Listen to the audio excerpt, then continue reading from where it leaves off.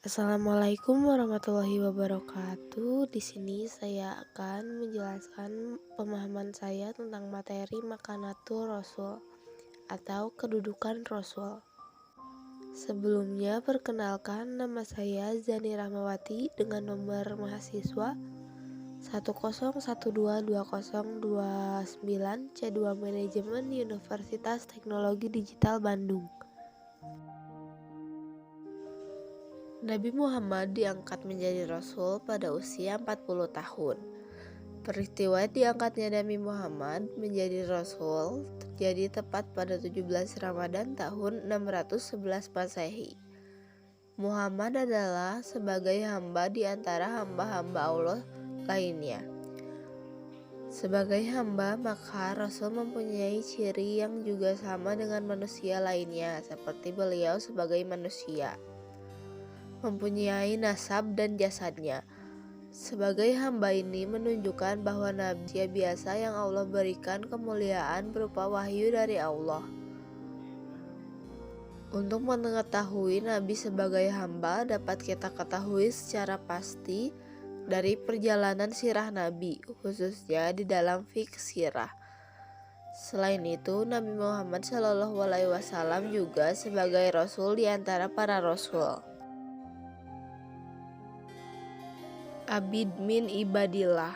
Muhammad SAW adalah sebagai hamba dan manusia biasa yang juga makan, minum, pergi ke pasar, beristri, berniaga, dan segala aktivitas manusia dikerjakan dan ditunaikan dengan baik.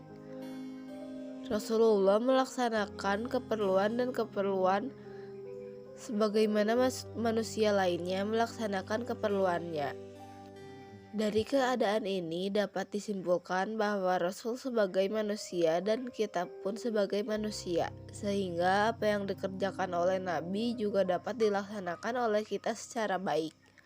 Tidak ada alasan untuk tidak mengerjakan perintah Rasul karena Allah telah mengutus Rasul dari kalangan manusia juga.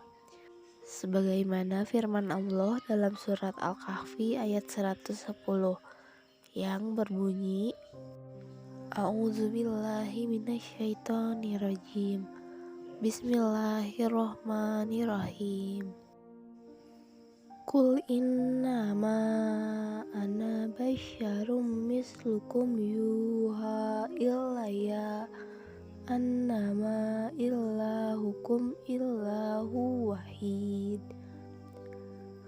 Faman kana yarju liqa'a rabbih falyamal amalan sholiha wala yusyrik bi ibadati rabbih ahad.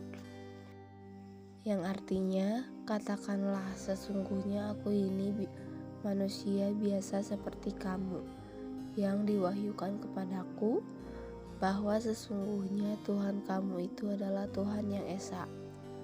Barang siapa mengharap perjumpaan dengan Tuhannya, maka hendaklah ia mengerjakan amal yang soleh dan janganlah ia mempersekutukan seorang pun dalam beribadat kepada Tuhannya. Abid min ibadillah terdiri dari 4, yaitu yang pertama, insan. Rasul sebagai manusia digambarkan makan, ke pasar, dan sebagainya. Perilaku ini menggambarkan suatu aktivitas sehari-hari manusia. Apabila Rasul sebagai manusia, maka dakwah mudah dilaksanakan dan mudah diterima. Tidak ada alasan bagi manusia untuk menolaknya. Yang kedua, nasab. Rasul berasal dari kaum Quraisy. Bapaknya yang bernama Abdullah dan ibunya bernama Aminah. Beliau mempunyai keluarga dan keturunan yang jelas. Begitupun tentang sejarah kelahiran dan asal-usulnya. Yang ketiga, jism. Jism Nabi Muhammad SAW digambarkan banyak oleh hadis seperti rambutnya yang rapi dan selalu disikat kemas, badannya yang kuat, tingginya sederhana, dan sebagainya. Yang terakhir, sirah nabawiyah. Nabi sebagai hamba Allah dan menjalankan aktivitas-aktivitas sebagai manusia biasa. Yang kedua yaitu Rasul minal mursalin. Muhammad Shallallahu Alaihi Wasallam selain sebagai hamba, biasa juga sebagai Rasul yang mempunyai keutamaan dan ciri-ciri kerasulan. Muhammad seperti Rasul lainnya juga mempunyai mukjizat dan tugas-tugas mulia. Walau bagaimanapun, Rasul juga seperti manusia yang akan meninggal pada saatnya. Sebagaimana firman Allah dalam surat Al-Imran ayat 114 yang bunyinya, A'udzubillahi minasyaitonirrajim. Bismillahirrahmanirrahim.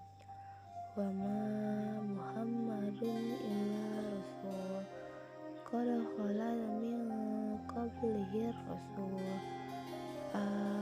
fa in mata aw qutila qablatum ala aqabikum wa may yanqalib ala aqibaihi fala yadurrullaha syai'an wasayajillahu syakirin, yang artinya, dan Muhammad hanyalah seorang rasul. Sebelumnya telah berlalu beberapa rasul. Apakah jika dia wafat atau dibunuh kamu berbalik ke belakang atau murtad? Barang siapa berbalik ke belakang, maka ia tidak akan merugikan Allah sedikit pun. Tabligh risalah. Peranan Rasul yang utama adalah menyampaikan risalah Tuhan. Karena inilah yang membedakannya dengan manusia biasa. Rasul membawa manusia untuk mengabdi kepada Ilah yang satu, yaitu Allah Subhanahu wa Ta'ala. Menyampaikan misi Islam dan memberikan contoh adalah aktivitas utama para rasul. Adaul amanah. Rasulullah telah menunaikan amanahnya sebagai rasul, yaitu menyampaikan risalah kepada manusia. Menunaikan amanah dan tugas menyampaikan misi ini merupakan peranan rasul. Buktinya bahwa Rasul telah menunaikan amanah ini adalah pengikut-pengikutnya yang setia dan menyebarkan dakwah kepada manusia. Imamatul umat. Nabi Muhammad Shallallahu Alaihi Wasallam sebagai Rasul juga sebagai imam yang bertanggung jawab atas umatnya. Pada hari kiamat, Nabi berperanan sebagai umat. Hal ini menunjukkan bahwa Nabi juga bertanggung jawab terhadap apa-apa yang sudah disampaikan kepada umatnya. Ketika di hari perhitungan, di hari kiamat, Nabi mempertanggungjawabkan umatnya. Dakwah Nabawiyah. Al-Quran dan juga sirah banyak menjelaskan dakwah Nabi. Dari kedua ini muncul fikih dakwah yang bersesuai dengan realitas, tuntutan, keadaan, dan respon tempatan.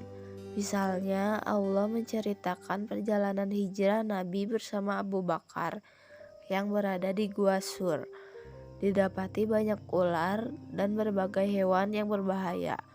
Kemudian Nabi berkata, "Janganlah takut, sesungguhnya Allah bersama kami." Ayat yang menggambarkan dakwah ini menjadi fikih dakwah bagi para dai. Saat ini khususnya memotivasikan kita agar senantiasa berdakwah walaupun menghadapi banyak cobaan dan rintangan. Yang ketiga, as-sunnah. Dari segi bahasa, sunnah berarti jalan. Maksud sunnah Nabi adalah segala sesuatu yang disebutkan, diakurkan, dan diamalkan. Sunnah Nabi bernilai syar'i dan perlu untuk mengikutinya. Sunnah yang demikian dijadikan sebagai teladan dan ikutan. Sesuatu di luar itu boleh dilaksanakan, boleh juga tidak. Ia merupakan sesuatu yang tidak wajib seperti Nabi, biasanya menunggang unta, memakai pakaian budaya Arab, perang dengan pedang, dan sebagainya. Perkara ini adalah wasaitul hayah yang boleh berubah dan tidak mesti mengikutinya. Yang perlu diikuti dan bernilai sunnah adalah yang bersifat minhajul hayah. Sunnah ini dijadikan sebagai fiqh ahkam untuk rujukan beramal dan mengambil keputusan. Fihkum ahkam bagi muslim dalam menjalankan hidup dan dakwah tentunya menghadapi banyak cobaan. Selain dari bagaimana mesti menjalani hidup ini dengan sempurna, peranan hukum atau aturan sebagai panduan membawa kita ke arah yang sempurna sangatlah diperlukan. Rasul dijadikan sebagai tempat ketaatan dan ikutan, dan juga sebagai rujukan hukum.